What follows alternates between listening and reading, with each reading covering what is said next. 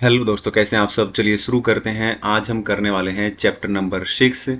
Chapter number 6 के MCQ करेंगे। ठीक है, तो आप लोग स्टडी मेट का चैप्टर नंबर 6 निकाल लेंगे, उसके सारे एमसीक्यू करने वाले। तो चलिए बात करते हैं, सीधा क्वेश्चन पे आ जाते हैं। टाइम वेस्ट नहीं करना अपने को, है ना।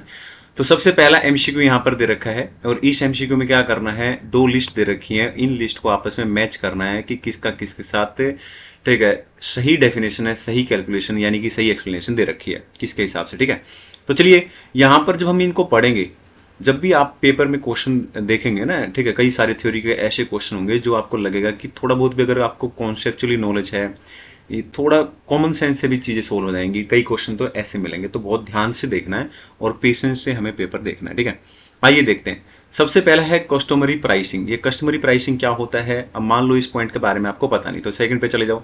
स्कीमिंग। स्कीमिंग हमने दो प्राइसिंग पॉलिसी पढ़ी थी, एक होती है स्कीमिंग और एक होती है, ठीक है ना, पेनिट्रेशन प्राइसिंग। ठीक है, तो हमने पढ़ा था स्कीमिंग के अंदर क्या पढ़ा था, जिसके अंदर इंट्रोडक्शन जब हम करते हैं, प्रोडक्ट को लॉन्च करते हैं, तो हाई प्राइस होता है। तो हाई प्राइस वर्ड ढूंढ लो इसमें, ये देखो हाई प्राइस, तो समझ जाओ कि यानी कि बी का पॉइंट नंबर 3 के साथ, बी का पॉइंट नंबर 3 के साथ। उसके बाद आ जाता है नेक्स्ट, ठीक है ना। नेक्स्ट है पेनिट्रेशन प्राइसिंग। पेनिट्रेशन में क्या होता था कि जब इंट्रोडक्शन करते थे तो लो कॉस्ट होता था पहले, है ना।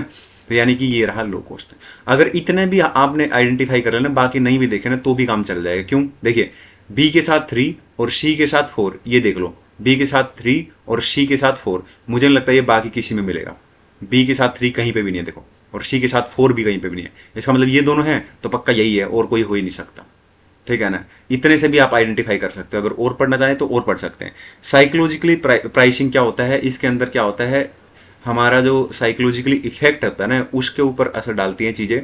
जैसे हमने कई बार देखा होगा कि 300 रुपये के रिचार्ज को 299 में कर देते हैं, 100 रुपीज़ के रिचार्ज को 99 में कर देते हैं। ये ऐसा यानी 1 रुपया कम करने वाली पॉइंट, ठीक है ना, ये पॉइंट, तो ये हो जाएगा आपका।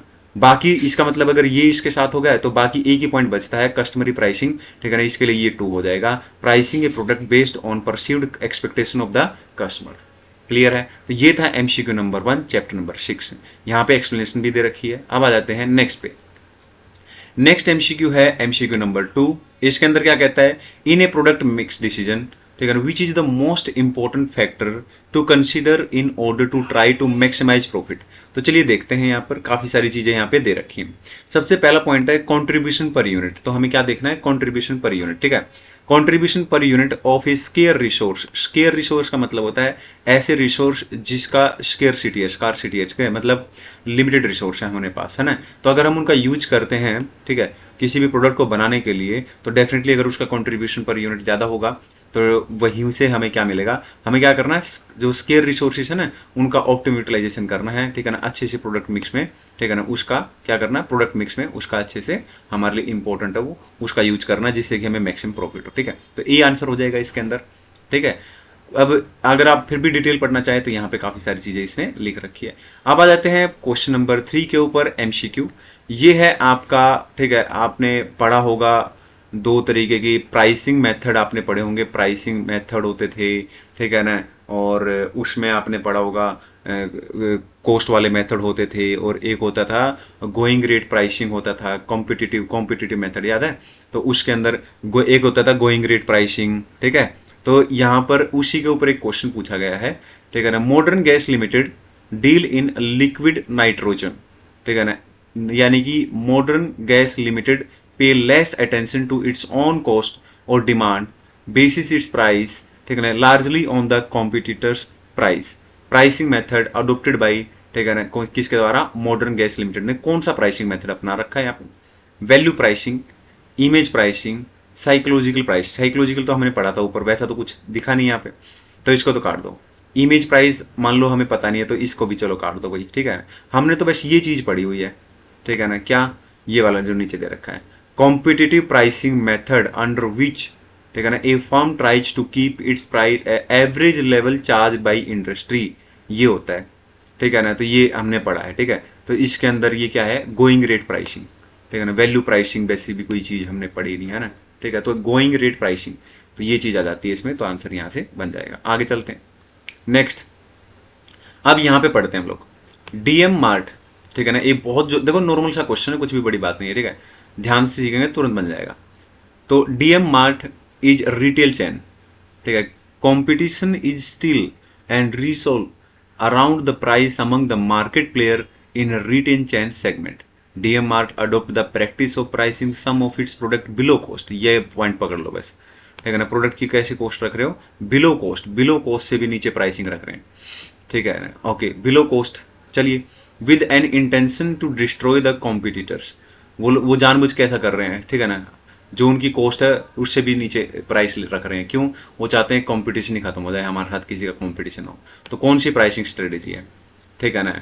तो यहाँ पर हम देखेंगे और बहुत ही ध्यान से हमें देखना है, ठीक है। अब इसमें ना एक गलती कर देते हैं काफ़ी लोग, ठीक है। वो पेनिट्रेशन प्राइसिंग और एक स्कीमिंग प्राइसिंग हमने पढ़ा था। वो लोग ना पेनिट्रेशन प्राइसिंग को निशान लगा देते हैं, जबकि यहाँ पर ना इसका आंसर ये होता है, ठीक है ना, प्रीडेटरी प्राइसिंग, ठीक है ना, प्रीडेटरी प्राइसिंग, ठीक है। तो इसका क्या मतलब होता है? इसका मतलब होता है कि जब भी कोई भी जिस जो प्रोडक्ट मैन्युफैक्चरर होता है वो इस तरीके से कॉस्ट रखता है जिससे कि कंपटीशन को खत्म करना चाहता है वो मार्केट के अंदर लॉस उठाते हुए, उसको बोलते हैं प्रीडेटरी प्राइसिंग, ठीक है ना। यहाँ पे दे भी रखा है, ठीक है ना। प्रीडेटरी प्राइसिंग यानी कि loss leading is the practice of selling the product और services at very low price. Intention क्या होती है? To drive the competitors out of the market, भाई बाहर ही फेंको इनको कॉम्पिटिटर्स को, creative the barriers to entry for potential new competitors. बस यही है। तो याद रखना, प्रीडेटरी है, पेनिट्रेशन नहीं है, ठीक है ना। प्रीडेटरी प्राइसिंग यहाँ पे बल्कि एक नोट भी लिख रखा है इंस्टीट्यूट ने खुद ही, वन शुड नॉट कंफ्यूज, इसमें कंफ्यूज नहीं हो जाना है, penetration pricing with the predatory pricing. Predatory is a different thing, ठीक है, जिसके अंदर सेलर या वो जो प्रोड्यूसर होता है क्या करता है, जानबूझ के कॉस्ट से भी कम प्राइस रखता है जिससे कि कंपटीशन खत्म हो जाए, कंपटीशन हो ही ना, कंपटीटर बाहर हो जाए ना। पेनिट्रेशन प्राइसिंग क्या होता है, ये अलग चीज़ है। जब प्रोडक्ट लॉन्च करते हैं तो लो कॉस्ट रखते हैं स्टार्टिंग में, ठीक है ना, ये चीज़ होती है, ये अलग चीज़ है। तो ये हमने पढ़ा था, स्कीमिंग और पेनिट्रेशन। तो चलते हैं आगे की तरफ, एक और क्वेश्चन पढ़ेंगे हम लोग। अब देखो, मैंने आप लोगों को कानो मॉडल पढ़ाया था अगर याद हो, उसमें ना हमने एट्रीब्यूट्स पढ़े थे, पॉजिटिव और नेगेटिव। तो आई होप वो आपको याद होंगे। अगर जिन्होंने कानो मॉडल नहीं देखा है तो आप प्ले लिस्ट में चले जाओ, मेरे थ्योरी के क्वेश्चन में कानो मॉडल का थंबनेल ऊपर लगा हुआ, डोंट वेरी, कानो मॉडल का वीडियो देख के फिर इसको कर लेना प्लीज़। अगर आप डायरेक्ट करोगे तो मैं ये मान के चलूंगा कि आपको कानो मॉडल आता है, इसलिए मैं आपको ये चीज़ सिखा रहा हूँ, ठीक है ना। अगर आप 100% चीज़ सीखना चाहते हो तो मैं कहूँगा पहले कानो मॉडल कर ले, कानो मॉडल वैसे ही इंपॉर्टेंट है, न्यू कॉन्सेप्ट है ना। तो चलिए आगे चलते हैं। अब यह है कैफी कॉफी हब, ठीक है ना, offer a feature of writing the name of the customer on the takeaway glass down under the logo. अब देखो ये चीज़ें बता रखी हैं, कई जगह पे ऐसा होता है कि कॉफ़ी के गिलास पे लोगो लिखा रहता है, किसी और चीज़ पे लोगो लिखा रहता है, मोबाइल पे लोगो रहता है ना।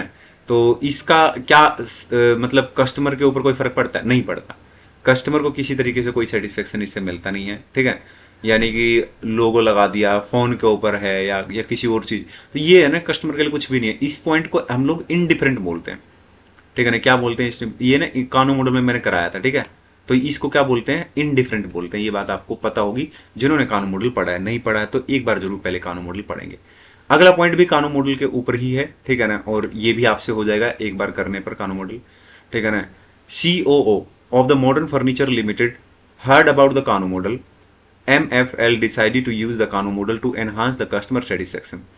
याद रखना, कस्टमर सेटिस्फेक्शन किस में एनहांस होता है? परफॉर्मेंस, ठीक है ना। परफॉर्मेंस के मामले में कस्टमर सेटिस्फेक्शन एनहांस होता है, ठीक है ना। तो आप कोई मोबाइल ले रहे हो, ठीक है, और उसमें अगर जैसे कोई आजकल वो खेलते हैं ना, क्या बोलते हैं उसको, गेम वेम खेलते हैं कंप्यूटर वगैरह पे, लैपटॉप पे। तो कोई स्टूडेंट है, कोई बच्चा है, वो गेम खेलने का उसको शौक है, तो वो लैपटॉप की परफॉर्मेंस अच्छी होगी तो सेटिस्फेक्शन उसका ज़्यादा होगा, कस्टमर सेटिस्फेक्शन। तो ये पॉइंट भी पूरा का पूरा वहीं से है और यहाँ पर सारे MCQ हो जाते हैं। आज के लिए इतना ही, मिलते हैं चैप्टर नंबर 7 के साथ, ठीक है। और चैप्टर 1, 2, 3, 4, 5 तक वीडियो डल चुके हैं। चैप्टर नंबर 6 का वीडियो देख रहे हैं आप, उसके बाद 7 देखें, फिर 8 देखें, कंप्लीट आपको सारे वीडियो मिल जाएंगे, कोई दिक्कत नहीं रहेगी, ठीक है। चलिए आज के लिए इतना ही, थैंक यू।